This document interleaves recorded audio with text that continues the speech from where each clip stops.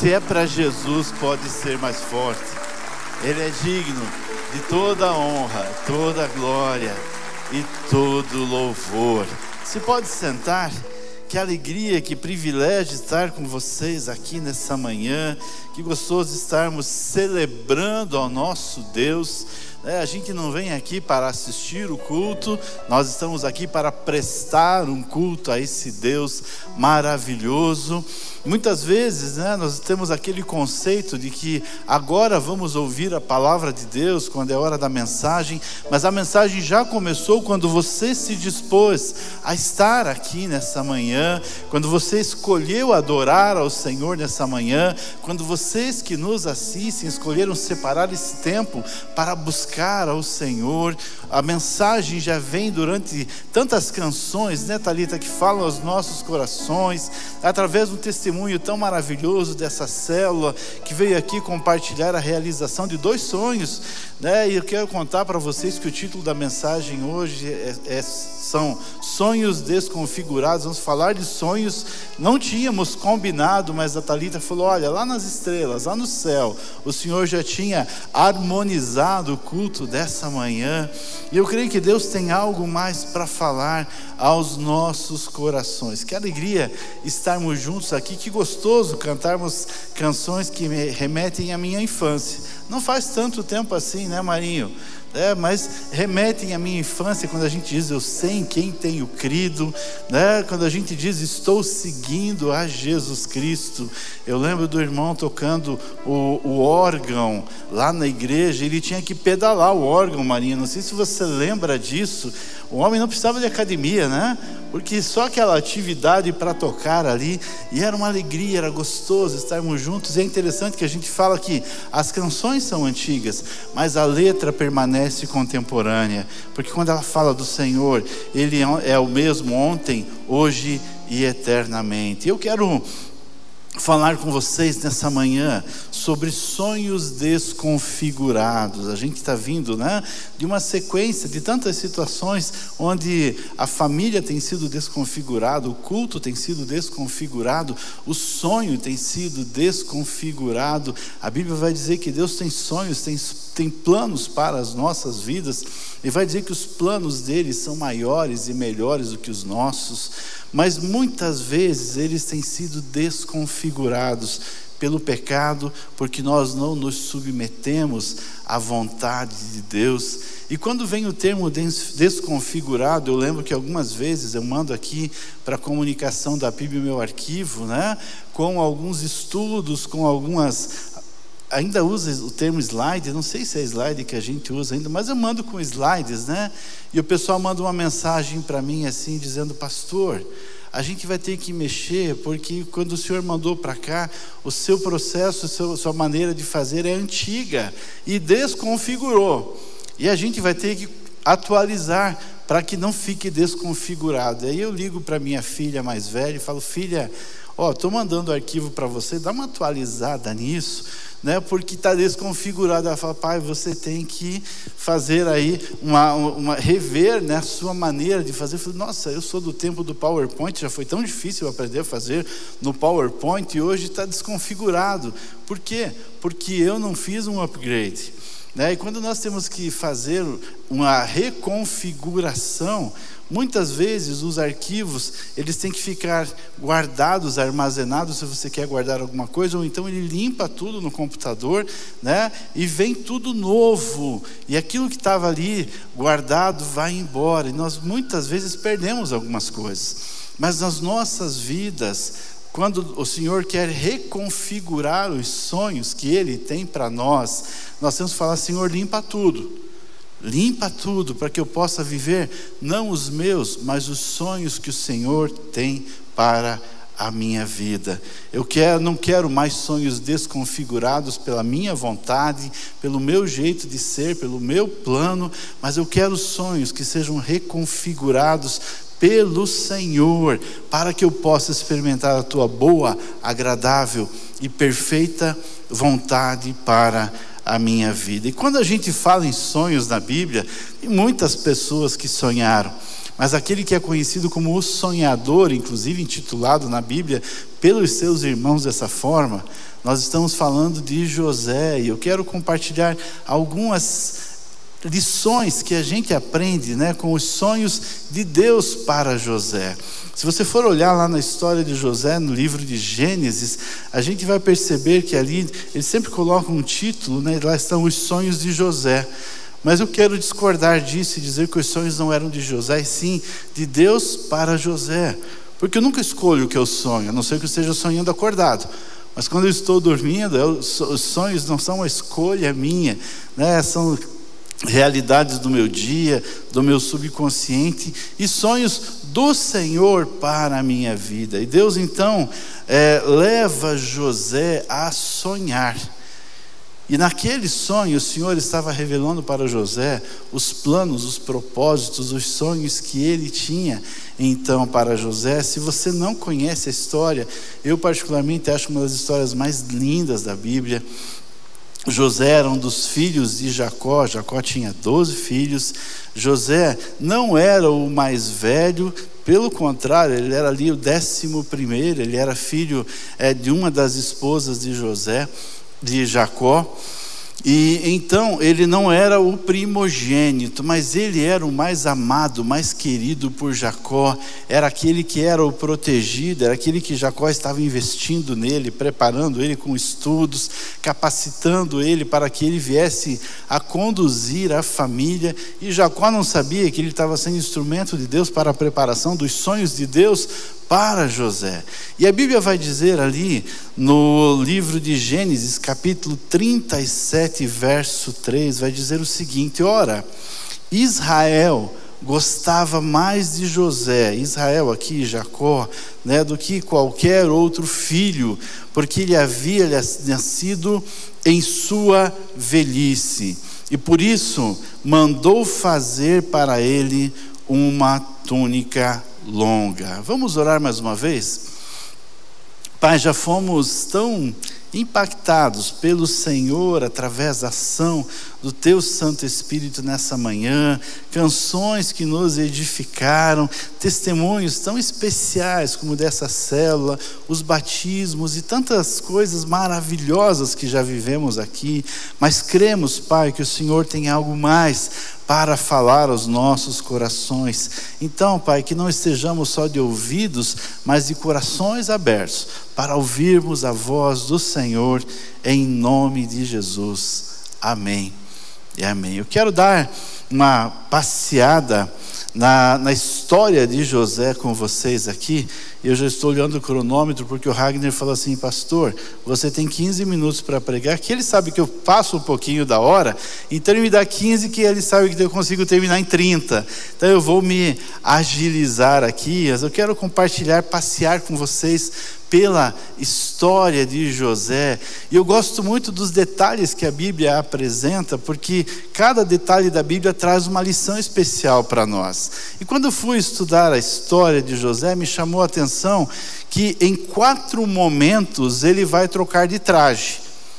Pastor, e o que isso tem a ver? O que isso vai nos ensinar? Eu quero passear com na história de José com você, e você vai perceber que até dessa maneira Deus quer nos ensinar. E o primeiro traje que a gente vai falar de José aqui é justamente esse traje, essa túnica, esse manto que ele recebe do pai dele. Esse manto era algo especial, era muito mais do que você ir à loja, você encomendar uma roupa especial, uma roupa bonita para o seu filho, ou para a sua esposa, ou para o seu marido. Não, essa roupa tinha um significado especial. Esse traje de várias cores, esse traje que era feito de maneira especial, ele era dado ao primogênito, ele era dado àquele que era o filho principal, aquele que ia dar sequência à história da sua família. Geralmente o certo seria ter dado ao primogênito, ao mais velho. Mas o que acontece? Jacó escolhe dar para José. Você consegue imaginar como é que fica o coração do mais velho? Fala: puxa, esse era um direito meu. Mas aí, se não fosse o mais velho, poderia ser o segundo, pastora Dona Irã? Aí viu o terceiro, o quarto, a senha de José estava lá no final da fila. E de repente ele fura a fila, porque o pai escolhe dar essa prioridade de uma maneira simbólica, dizer assim: olha, você é o escolhido para dar a sequência, a história do nosso clã, a história da nossa família. José tinha 17 anos. José tinha 17 anos quando ele recebe essa túnica, simbolizando, né, essa autoridade que o pai estava investindo sobre ele. E a Bíblia diz que os seus irmãos, que já não gostavam muito dele, passaram a odiar ainda mais o seu irmão. A Bíblia não vai dizer, mas eu consigo imaginar um adolescente de 17 anos recebendo essa prerrogativa, recebendo essa autoridade, recebendo esse presente especial diante dos seus irmãos mais velhos, que já não gostavam muito dele. A Bíblia vai contar que José tinha tido sonhos, né? E naqueles sonhos simbolizavam que ele estaria governando, estaria à frente dos seus irmãos, estaria à frente da sua família. E se você conhece a história, se não conhece, eu quero te encorajar a ler, uma história linda. Vai dizer que ele sonha com feixes, e havia os feixes à volta dele se prostrando, e ele sonha com o sol, a lua, as estrelas se prostrando diante dele, e o direcionamento desse sonho é que ele estaria liderando a família já não gostava, os irmãos não gostavam. Depois que ele recebe essa túnica, gostam menos ainda. A Bíblia não vai dizer, mas você consegue imaginar um adolescente de 17 anos recebendo essa autoridade, recebendo esse cuidado, sendo diferenciado em relação aos irmãos. E eu quero dar o nome dessa túnica, desse traje então. Primeiro traje de José, o traje do orgulho e da prepotência. Aquele orgulho que toma conta dele, que leva os irmãos a gostarem cada vez menos. E aquele orgulho, aquele traje então simbolizava isso. E certamente cada vez que os irmãos o viam passeando com aquela túnica, cada vez que viam ele passeando com aquele manto, tinham ainda mais ódio dele. E ele certamente desfilava todos os dias, né, com aquele traje, dizendo: olha, eu sou escolhido, eu sou o principal, eu sou aquele que estará à frente de vocês. Mas a Bíblia vai dizer que depois de algum tempo, o pai o manda então para ver como estavam os irmãos no campo. E os irmãos ali no campo falam assim: lá vem o sonhador e a gente tem que acabar com ele. E tem a ideia de matá-lo, mas Rúben, o mais velho, fala: não vamos matá-lo. Eles colocam ele dentro de um poço e depois o vendem como escravo para o Egito, para se vingar do irmão.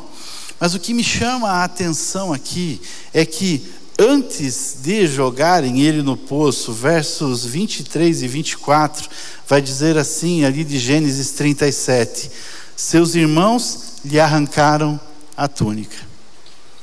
Seus irmãos lhe arrancaram a túnica. Agarraram-no e o jogaram no poço, que estava vazio e sem água. Sabe, Deus tinha sonhos para José. Deus tinha planos para José, e os sonhos de Deus, os planos de Deus são maiores e melhores do que os nossos. Mas para que aqueles sonhos se cumprissem, o Senhor precisaria permitir que tivesse sido arrancada essa túnica do orgulho e da prepotência. Como é que José poderia viver os sonhos do Senhor se ele tivesse no seu coração o orgulho? E sabe, essa realidade não é diferente para as nossas vidas. Quantas vezes os sonhos do Senhor estão ali para se realizar em nossas vidas, mas nós nos revestimos com alguns trajes, algumas capas, que nos impedem de viver os sonhos que Deus tem para nós. Mas para que eles se cumpram, o Senhor precisa arrancar, o Senhor precisa tirar, porque senão eles não irão se cumprir.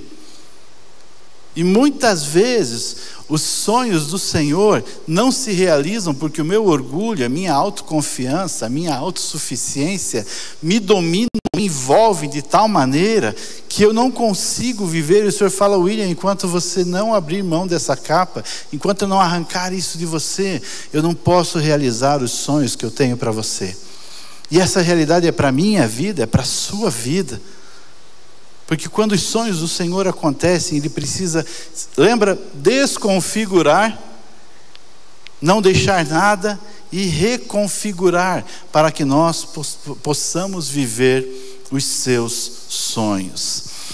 Eu sou pastor em tempo integral há aproximadamente 14 anos. Eu venho né, do mundo corporativo, e boa parte da minha carreira foi na indústria farmacêutica, como representante, né, como propagandista. Que é propagandista? É aquele que carrega aquela mala enorme, cheia de amostra grátis, né? E eu trabalhei muito tempo nessa área. Eu lembro que em 1998, já faz algum tempinho, eu estava ali na UTI do Hospital de Clínicas, aguardando para visitar um médico que estava na UTI, estava atendendo na UTI, não ele na UTI. E eu estava ali aguardando, e de repente, né, eu estava com o meu uniforme de representante, né, usávamos naquela época terno e gravata, estávamos eu e a Catarina. Catarina sempre trabalhando comigo, sempre trabalhamos juntos o tempo todo, não faltava em nenhuma atividade comigo. A Catarina é o apelido que nós dávamos para aquela pasta enorme, né? Então estávamos trabalhando sempre em dupla, eu e Catarina. E eu estava aguardando ali para falar com o médico, e de repente vem uma senhora e bate no meu ombro. E eu olhei para ela, não a conhecia. Ela falou assim: olha, Jesus disse que é para o senhor orar pelo meu marido. Eu olhei, não estava com a Bíblia na mão, eu e Catarina. Pensei, não conheço ela. Eu falei: a senhora me conhece? Ela falou: não, mas o meu marido está aqui desenganado, o médico disse que não passa de hoje à noite. E aí eu estava orando e o Senhor falou assim: chama aquele homem para ele vir orar pelo seu marido e ele será curado. Eu falei: Deus, como é que é isso, né? Eu falei: mas se o Senhor mandou, eu vou lá. E eu fui lá e orei e pedi que fosse feita a vontade de Deus, mas estávamos ali clamando por cura, e fui embora. Eu não dormi aquela noite. No outro dia pela manhã não resisti, voltei lá na UTI do Hospital de Clínicas, e quando eu cheguei o leito estava vazio. Eu pensei: pronto, morreu o homem. A oração não resolveu nada. E aí eu perguntei para o enfermeiro, e eu falei assim: cadê aquele senhor que estava aqui internado? Ele falou assim: o senhor não vai acreditar. Ele acordou do coma, ele melhorou, ele voltou ao normal, ele estava tão bem que o médico deu alta, ele foi embora hoje cedo, antes do senhor chegar. E aí veio aquele, olha só que oração. Eu ia perguntar qual é o nome dele para eu ir lá visitar e dizer: olha, fui eu que orei por você. A hora que eu fui fazer isso, o Senhor falou assim: William, nem pergunte, porque não foi você, fui eu. Não vá atrás dele, porque não foi a tua oração, fui eu que realizei o milagre, porque o poder não está em você que ora, mas em mim que ouço a oração. Eu poderia ter orado por toda aquela UTI, por todo o hospital, mas Deus queria curar aquela pessoa e não tinha nada a ver comigo, tinha tudo a ver com Ele. E Deus não permitiu que eu soubesse o nome daquele homem para que o traje do orgulho não me envolvesse. Porque Deus continuava tendo sonhos para mim, mas se eu deixasse aquele traje do orgulho me envolver, eu não poderia continuar a viver os sonhos do Senhor para a minha vida. Mas eu já orei e falei: Senhor, lá no céu eu posso conhecê-lo? Aí o Senhor já permitiu. Lá no céu eu vou saber quem foi, porque lá não tem orgulho, né, Adoniran? Então lá eu posso conhecer essa pessoa por quem eu orei, mas não tinha nada a ver comigo.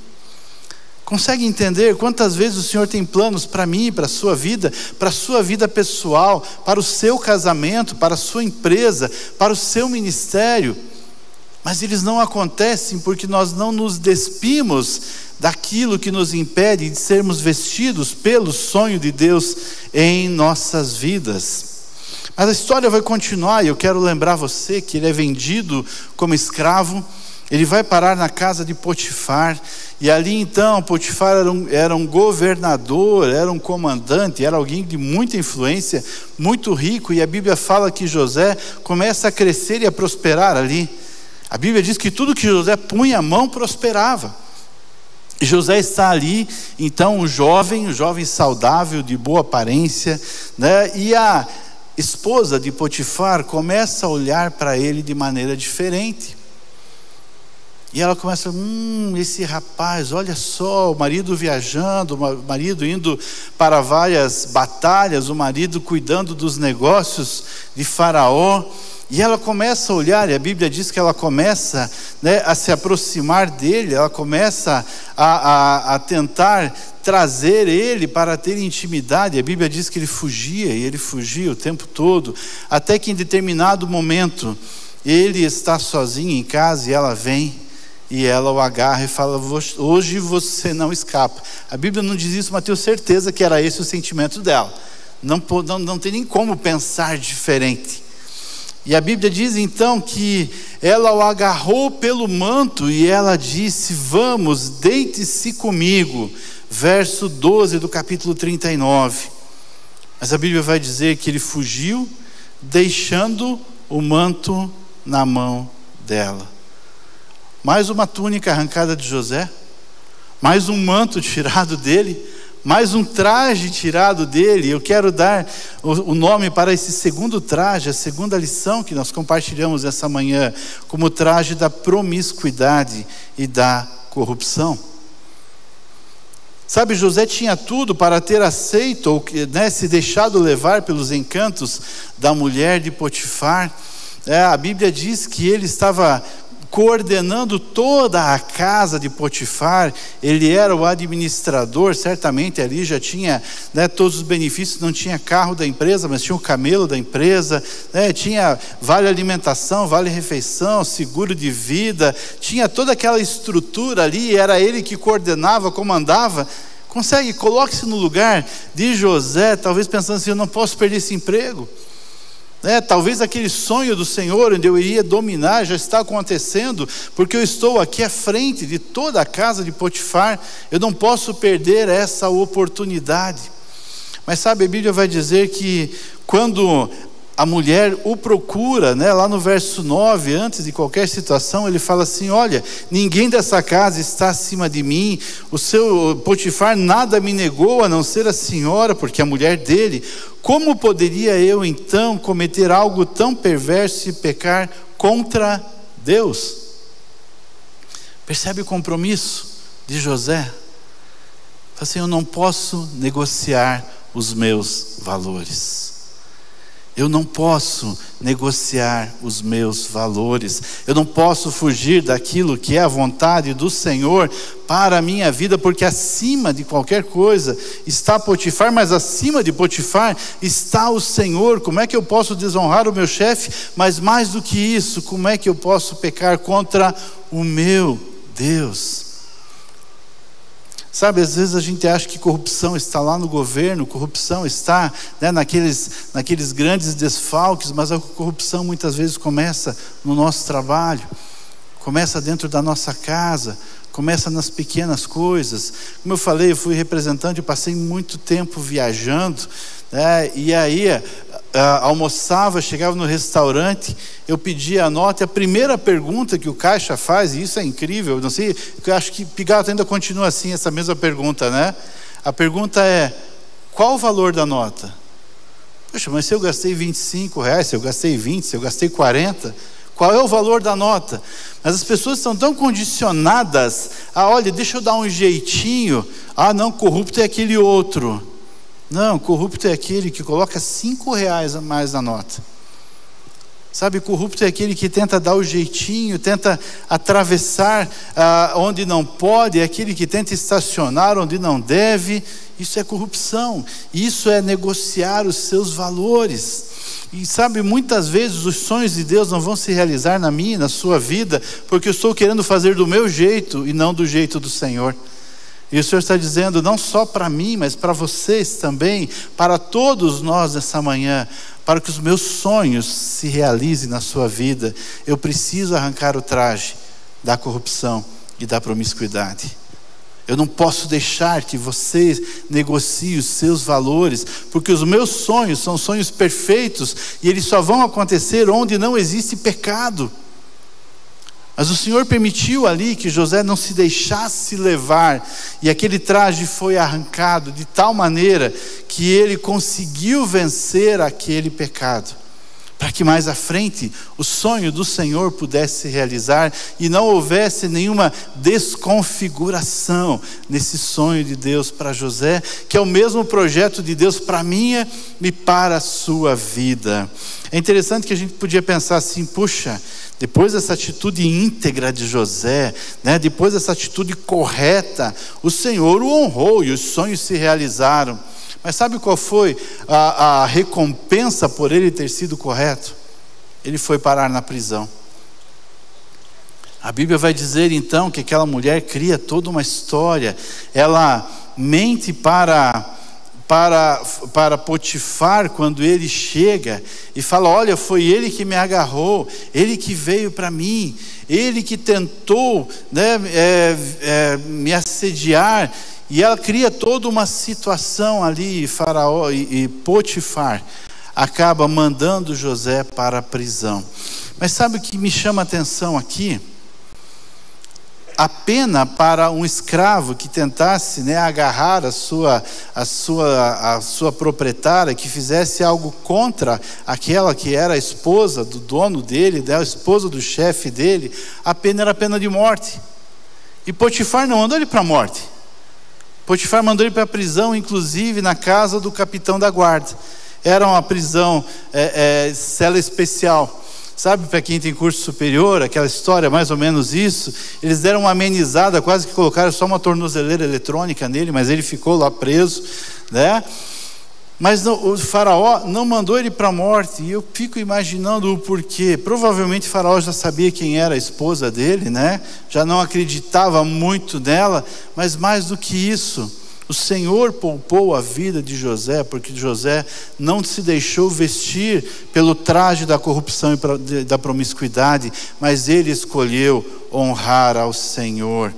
Mas a Bíblia vai mais à frente, fala que ele vai parar na prisão, e o texto vai dizer que quando ele está ali na prisão, ele cai nas graças do carcereiro, e ele começa a servir ali como um prisioneiro de confiança, porque onde José estava, a mão do Senhor estava com ele, porque ele era fiel ao Senhor. E a Bíblia diz que em determinado momento vem parar ali na prisão, né, o copeiro, e vem parar o padeiro do rei, e eles têm sonhos, e um sonha ali com cachos de uva, o outro sonha com 3 cestos de pão.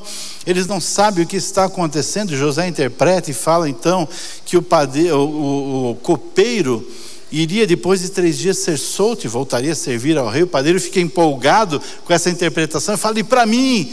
E José fala: meu amigo, você quer saber mesmo? Lamento, mas daqui 3 dias, aquele cesto que está na sua cabeça, significa que você irá perdê-la. E aí certamente o padeiro fala: isso aqui não entende nada de sonho não, isso aqui não é intérprete coisa nenhuma. Aqui não está, ele entendeu errado essa interpretação, mas a Bíblia fala que dali 3 dias também, aquele padeiro é enforcado.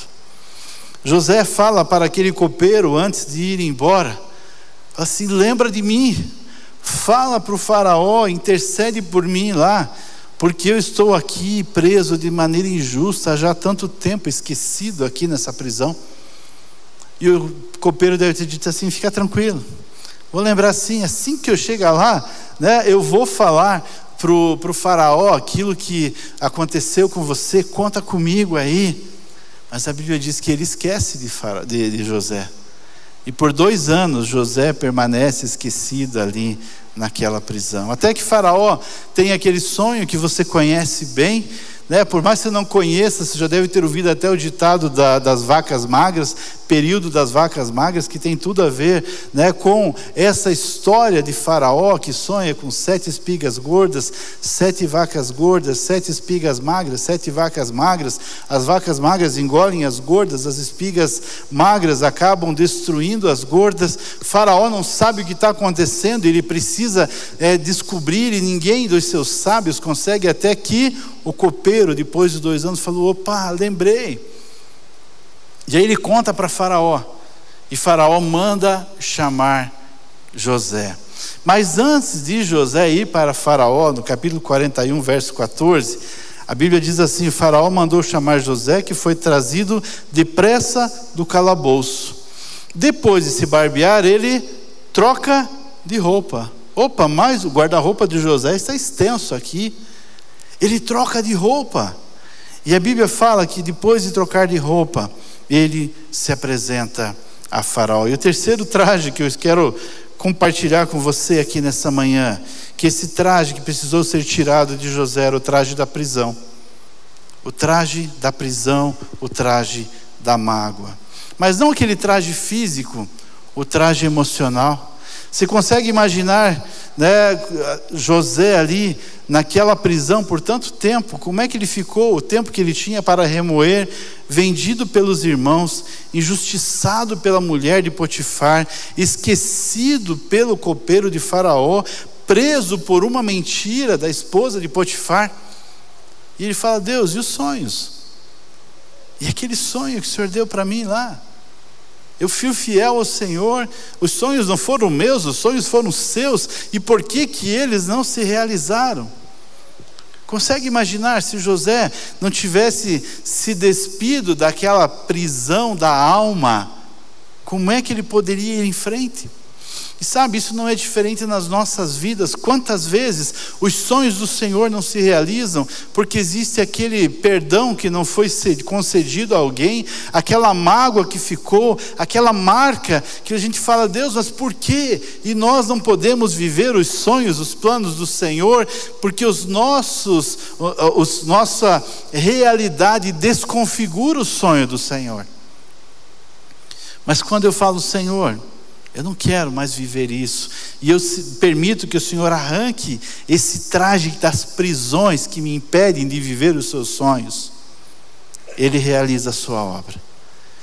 E o texto vai dizer então, e você deve lembrar do que acontece, né? O que acontece é que ele vai lá, ele interpreta o sonho, não só interpreta, mas ele traz a solução para Faraó.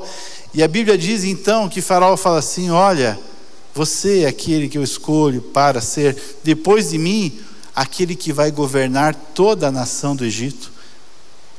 Você é aquele que vai ter o poder e a autoridade. E a Bíblia vai dizer ali, no capítulo 41, versos 42 e 43. Em seguida, Faraó tirou do dedo o seu anel selo e colocou no dedo de José.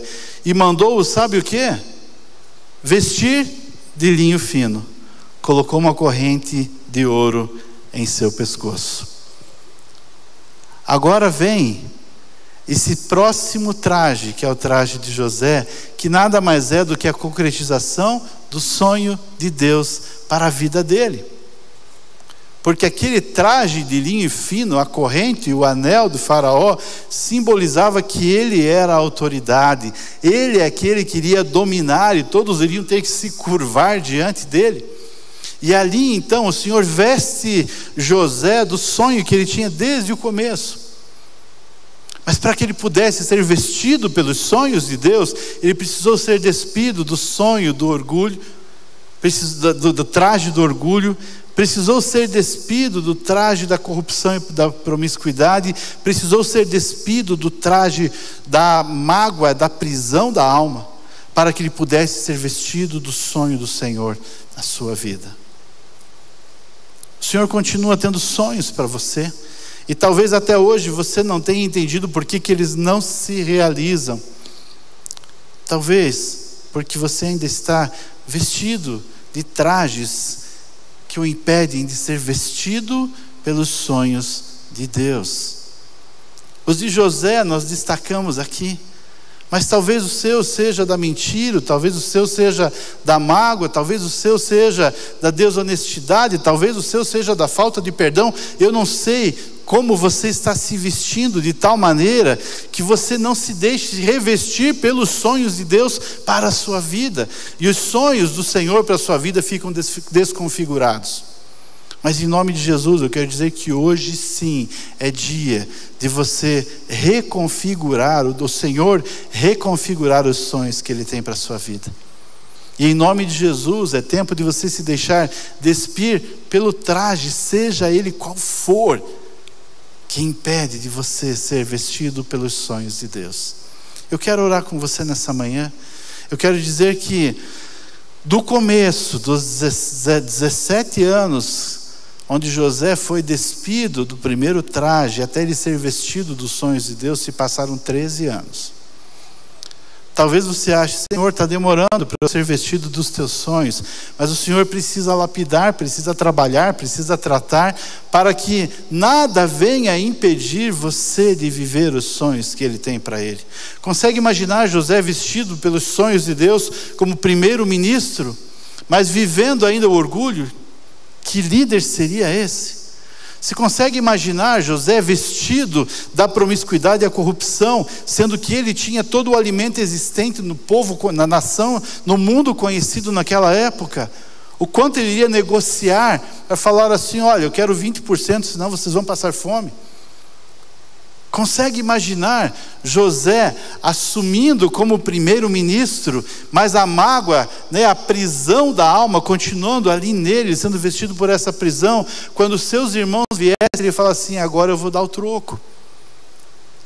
Mas ele só pôde ser vestido pelos sonhos de Deus quando o Senhor o despiu de tudo aquilo que impedia ele de viver os sonhos do Senhor, que são maiores e melhores que os nossos. Quero orar com você nessa manhã. Eu quero dizer que, enquanto eu preparava essa mensagem, o Senhor me fez fazer uma reavaliação de vida. Eu falei: Senhor, será que tem alguns trajes ainda que estão ali, e eu não quero que o Senhor arranque, e aí eu não posso viver na totalidade os seus sonhos? E o Senhor me revelou alguns. E antes de eu vir orar com você e fazer esse desafio a você, eu me ajoelhei e falei: Senhor, eu quero ser despido de tudo aquilo que me impede de ser vestidos pelos sonhos do Senhor para a minha vida. Mas eu creio que o Senhor falou para você também nessa manhã, e eu não preciso saber quais são esses trajes que o impedem de viver os sonhos do Senhor, mas o Senhor sabe e você sabe, porque o Espírito está falando ao seu coração. E se nessa manhã você quer ser despido de tudo aquilo que te impede de viver os sonhos do Senhor, para ser vestido, revestido dos sonhos de Deus para a sua vida, tendo esses sonhos reconfigurados e não mais desconfigurados por tudo aquilo que impede de vivê-los, eu quero convidar você a ficar em pé, que eu quero orar com você, em nome de Jesus. Amém, amém, amém. Pai, eu não preciso saber o porquê que essas pessoas estão em pé, quais os trajes de maneira simbólica aqui, através dessa metáfora, quais são os trajes que estão impedindo, mas eles estão aqui dizendo: Senhor, arranca em nome de Jesus. Eu não quero mais ser impedido, eu não quero mais impedir que os teus sonhos se realizem na minha vida. Eu não quero mais sonhos desconfigurados, eu quero sonhos reconfigurados pelo Senhor. Pai, em nome de Jesus, essa é a minha, essa é a nossa oração. E quando nós buscamos ao Senhor de todo o nosso coração, tua palavra diz que o Senhor ouve, o Senhor vem, e o Senhor muda a história, o Senhor restaura. E em nome de Jesus, Pai, que cada sonho aqui apresentado ao Senhor seja reconfigurado pelo teu Santo Espírito nessa manhã. E que nós possamos a cada dia fazer uma reavaliação de vida, dizendo: Senhor, tem alguma coisa impedindo? Tira, fazemos como Davi: sonda-me, ó Deus, dá uma olhada em qual é o traje que me impede de ser vestido pelo teu sonho, porque eu quero viver a tua vontade, que é boa, agradável e perfeita. Pai, que aquilo que eu não consegui expressar aqui com palavras, seja completada pelo teu Santo Espírito em cada vida aqui. E que possamos viver os teus sonhos, os teus planos, reconfigurados pelo teu Santo Espírito, em nome de Jesus. Amém.